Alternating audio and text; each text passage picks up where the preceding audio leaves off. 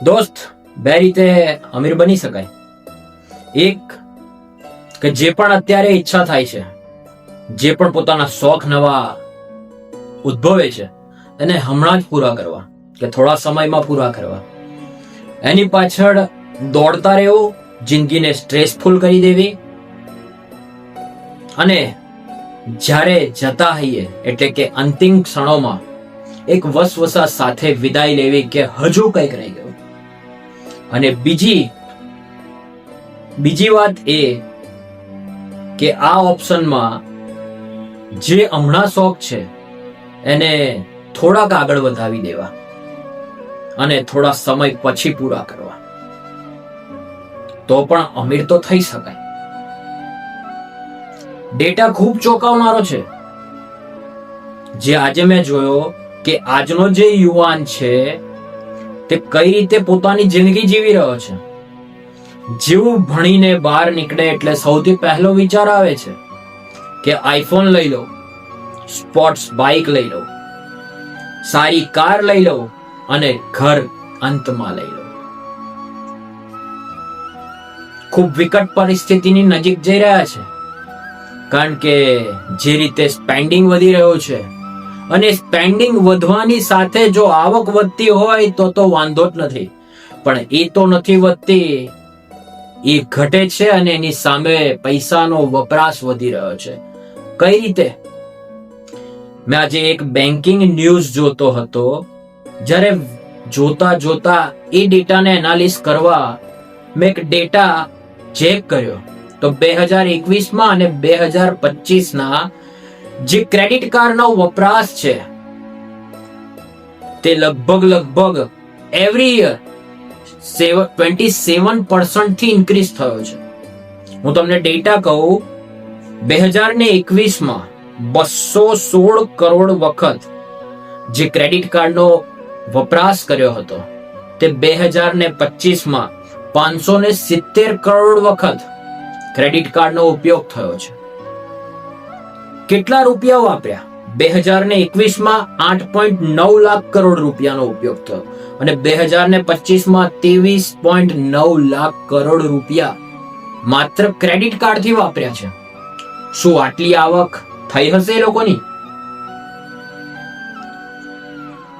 27% જે વધારો થયો તે ક્રેડિટ કાર્ડના વપરાશનો થયો છે. એની સામે ડેબિટ કાર્ડનો વપરાશ 2021માં 408.7 કરોડ વખત થયો હતો, 2025માં 133.6 કરોડ વખત થયો છે. 7.5 લાખ કરોડ 2021માં વાપર્યા ડેબિટ કાર્ડથી અને 4.5 લાખ કરોડ 2025માં વાપર્યા ડેબિટ કાર્ડથી. હવે ડેબિટ કાર્ડ શું છે? તો જેટલો પોતાની તાકાત છે એટલે કે જેટલા ખિસ્સામાં પૈસા છે એ જ વાપરવાના, એ ડેબિટ કાર્ડ છે. અને ક્રેડિટ કાર્ડ ભવિષ્યના પૈસા વર્તમાનમાં વાપરી નાખવા. ખૂબ ખતરનાક આનો અંત આવી શકે છે. કારણ કે આજે એક યુવા જે આઈફોન લેવા માટે જાય છે, જો એ આઈફોન લેવા જાય અને ત્યાં જઈને ક્રેડિટ કાર્ડ ઘસી નાખે છે અને ઈએમઆઈ થી જો ક્રેડિટ કાર્ડ થી જ આઈફોન વસાવે છે, તો આ પહેલા નંબર પર આવે છે કે જે મેં પહેલા જ કીધું, હમણાંના શોખ હમણાં જ પૂરા કરવા.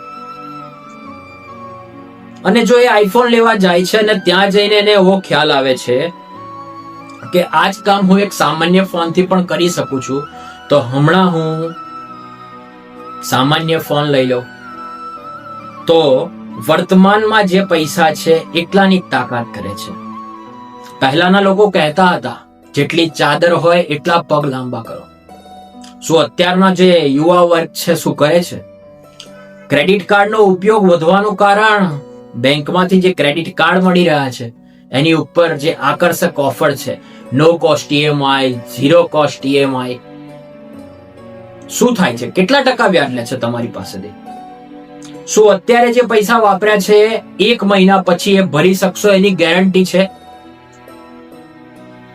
અત્યારે જે ક્રેડિટ કાર્ડથી તમે પૈસાનો ઉપયોગ કરી લીધો, અરે મારે થયું છે ક્રેડિટ કાર્ડથી એક સામાન્ય અમાઉન્ટ માત્ર 600 રૂપિયા, મને યાદ છે 30 દિવસ પહેલા લગભગ ઉપયોગ કર્યો. બિલ જનરેટ નથી થયું. મેં રોજ ચેક કરું છું, બિલ જનરેટ થયું. બેંકને ખબર છે સમયની સાથે માણસ ભૂલી જાય છે અને પોતાના પૈસા પણ વાપરી નાખે છે. અને એમાં થાય છે શું? જે અમાઉન્ટ બીજા મહિને ભરવાની હતી તે ઈએમઆઈ માં કન્વર્ટ થાય છે. 40% સુધીનું વ્યાજ લે છે બેંકો. આવી રીતે જિંદગીમાં અમીર બનાશે. અમીર દેખાશો, બની નહીં શકો દોસ્ત. આ હકીકત છે. ખૂબ ખતરનાક મેં આજે ડેટા જોયો છે, જે હમણાં શેર કર્યો તમારી સામે. જો તમને ડર લાગતો હોય, થોડુંક ઓછું કરજો. હું પણ ક્રેડિટ કાર્ડ રાખું છું. બેંકમાંથી જ્યારે કોલ આવે ને કે હવે બંધ થઈ જવાનું છે, ત્યારે એકાદ વખત ઉપયોગ કરી લેવાનો. ક્રેડિટ કાર્ડ આપણું ને આપણું એમાંય ફ્રીમાં જ આપે છે. Life time free. બંધ થઈ જાય તો એ વાંધો કેટલો? બીજી બેંક આપી દેશે.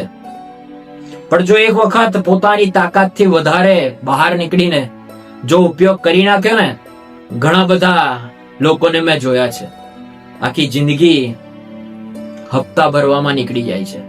શોખ બધા રાખવા જોઈએ દોસ્ત, પણ શોખ કઈ રીતે, કયા સમયે, કેટલા પૂરા કરવા, એ સૌથી પહેલા વિચારવું જોઈએ.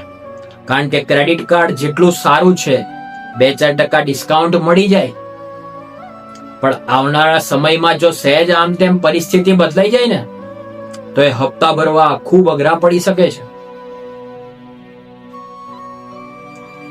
ઘણા લોકોને, મને ખબર છે આ વિડીયો કદાચ લાગતો હશે દિલ પર, નહીં ગમે.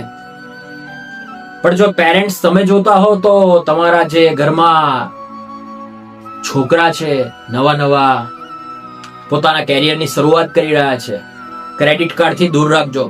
કારણ કે 21 થી 25 માં 2.7 ટાઈમ જેટલો ઉપયોગ વધી ગયો છે. સારું છે, જેટલું રૂપિયા વપરાશે એટલું સારું છે દેશ માટે, દેશની આર્થિક સ્થિતિ માટે, અર્થવ્યવસ્થા માટે. પૈસા વપરાવા, પૈસા ફરતા રહેવા જરૂરી છે. એને બાંધી રાખવાથી દેશના અર્થતંત્ર પર પણ અસર આવે. પણ હું એક જ વસ્તુ કહીશ કે સમયની સાથે ચાલવું પડશે. પરિસ્થિતિ ગમે ત્યારે બદલાય છે. છેલ્લા 2-3 વર્ષથી તમે જોશો કેટલા લોકોની ઇન્કમ વધી છે. ઘટી છે ખરી, અને જેની વધી છે તે કેટલા ટકા લોકો છે? તમારી વધી છે? મને કમેન્ટ કરીને કહેજો. તમે કયામાં આવો છો? કે આજના શોખ આજે પૂરા કરવા વાળામાં આવો છો, કે પછીથી થોડો સમય પછી પૂરા થશે તો ચાલશે એમાં આવો છો? મને કહેજો કમેન્ટ કરીને.